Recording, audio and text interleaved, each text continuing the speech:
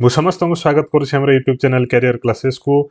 Budget 2025 आनिला खुशी खबर 12 लाख पर्यंत टैक्स फ्री नुआ नियम केबेठु लागू हम नुआ टैक्स स्लैब अनुसार टैक्स कैलकुलेशन करके आमे देखिबा केमिति जीरो टैक्स होउछि 12 लाख इनकम उपरे। तो चलंतु देखिबा वीडियो को संपूर्ण देखिबे, वीडियो को लाइक संगे चैनल को सब्सक्राइब करिवे एवं टैक्स कैलकुलेशन पूरा करके देखैछि केमिति आपनकर 12 लाख इनकम उपरे टैक्स टा जीरो हो 12 लाख नुह 12,75,000 पर्यंत आपनकर टैक्स इनकम टैक्स टा जीरो हो। चलतु आरंभ करवा देखिबा। तो आउ नियम कौन कौन सब अच्छी जो नुआ बजेट टी आसी 2025 से बजेट अनुसार जो नुआ टैक्स स्लैब सब आसी नुआ नुआ जिनिस जो आसी आम जाना कौ नियम सब अच्छी। तेणु प्रथम आप देखु ये जो नुआ टैक्स स्लैब आसी केबेठु लागू हम केबे अप्लाई करा हबो ना 1 एप्रिल 2025 रु जाइए आरंभ हम अर्थात 1 एप्रिल 2025 रु जो आमर फाइनेंशियल ईयर होउछि केबे ना फाइनेंशियल ईयर 2025-26 ता सहित एनुअल ईयर 2026-27 जाइए एप्लिकेबल हम। तार्थ नुआ टैक्स रिजिम जहाँ आपनकर बाहर जो 2025 बजेट रे बा फेब्रुआरी 1 तारिख रे आज जहाँ डिक्लेयर हैला सेटा केबे लागू हबो ना फाइनेंशियल ईयर 2025-26 एवं एनुअल ईयर 2026-27 तार्थ केबेठो ना 1 एप्रिल 2025 रु जाइकी लागू हबो। तेणु वर्तमान पई एटा लागू नुह। तो ये एनुअल ईयर पई सेही 7 लाख जो थिला 7,75,000 पर्यंत आपनकर टैक्स छाड़ अछि। या पर कैलकुलेशन मध्यम करिछि एंड रे दे देबी। ता सहित हम देखिबा आ कोन कोन जिनिस सब आसी। तो प्रथम आम रूल्स रेगुलेशन जावा पूर्व प्रथम टैक्स जो स्लैब रेट आसी स्लैब रेट को हम देखीदबा। तेणु 4 लाख पर्यंत नील 4 लाख रु 8 लाख हेले 5% दबाक पड़िबो। ता अर्थ 20,000 टोटाल रहिले आसीबो। 8 लाख रु 12 लाख हेले 10% आसीबो। 12 लाख रु 16 लाख 15, 16 रु 20 हेले 20%, 20 लाख रु 24 लाख हेले 25% एवं 24 लाख हेला हमर 30%। तो एठी हमें ए जो स्लैब रेट टी आसी स्लैब रेट ऊपर मध्य विभिन्न प्रकार रो नियम सब अछि। तो नियम को हम देखिबा। तो नियम रे कोन लिखाई छि प्रथम देखिबा। देखंतो नुआ रूल्स जो आछि ता अनुसार ग्रॉस इनकम ये सब कैलकुलेशन नुआ टैक्स रिजिम रहउछि। तेणु नुआ टैक्स रिजिम रो अर्थ होछि आपण मानकर ग्रॉस सैलरी ऊपर ही ग्रॉस इनकम ऊपर ही आपनकर कैलकुलेशन सब हबो हैला।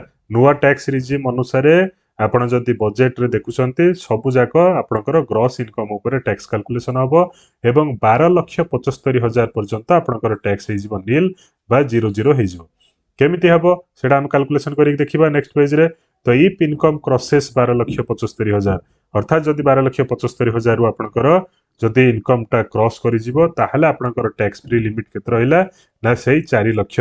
ता अर्थ 4 लाख पर्यंत आपण लिमिट जीरो जो 4 लाख पर्यंत टैक्स नील पड़िबो। नेक्स्ट आपनकर जहा थियो से अनुसार स्लैब अनुसार टैक्स कैलकुलेशन हबो। ता सहित स्टैंडर्ड डिडक्शन आपनकर 75,000 सही रही छी एवं आउ गोटे आड करिसंती 87A रिबेट रे 60,000 टंकार आपनकर बेनिफिट मिलिबो। ता अर्थ आपण रिबेट केते पाई परिबे ना 60,000 टंकार रिबेट आपण माने पाई परिबे। सेटा होछि 87A अनुसार हला। तापर आईटीआर फिलिंग लिमिट केते रहउछि ना 4 लाख। ता अर्थ आपनकर इनकम जेति के हो ना काहे कि जदि 4 लाख रु तळको हेला आपनको आईटीआर फिलिंग दबाक पड़िबो नाही, किंतु 4 लाख उपरक हेला माने आपनको आईटीआर फाइल करिया को पड़िबो जदि भी इनकम टैक्स न पड़े हैला। तो आपनको आईटीआर फाइल करिया को पड़िबो। तेणु एबे देखिबा हमें इनकम टैक्स जो कैलकुलेशन करिकि केमिति हमर 12,75,000 पर्यंत आपनकर टैक्स फ्री रहउछि ताकू देखिदबा। तेणु चलंतु कैलकुलेशन करिबा। तेणु आपनकर ग्रॉस इनकम होउछि केते ना 12,75,000 12,75,000 टंकार आपनकर होउछि ग्रॉस इनकम। तेणु सेथुरे हमर स्टैंडर्ड डिडक्शन जहाँ वैल्यू थला आगुरु सेही 75,000 टंकार स्टैंडर्ड डिडक्शन रखाइछि जोटा कि होउछि एसडी अमाउंट होउछि केते 75,000।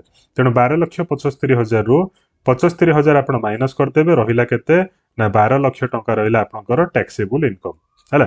तो टोटल जो टैक्सेबल इनकम होउछि आपनकर केते ना 12 लाख टंका। तो 12 लाख टंका हेले आपनकर स्लैब रेट अनुसार केते आसीबो देखंतु 12 लाख हेले 8 रु 12 भितर आपनकर स्लैब आसीबो। ता सहित ता पूर्व स्लैब टा होउछि केते 4 रु 8। तेणु 4 रु 8 होउछि 5%। तो 4 लाख रु 8 लाख भितर गैप केते रहला ना 4 लाख। तेणु सेही 4 लाख रो 5% हला केते 20,000।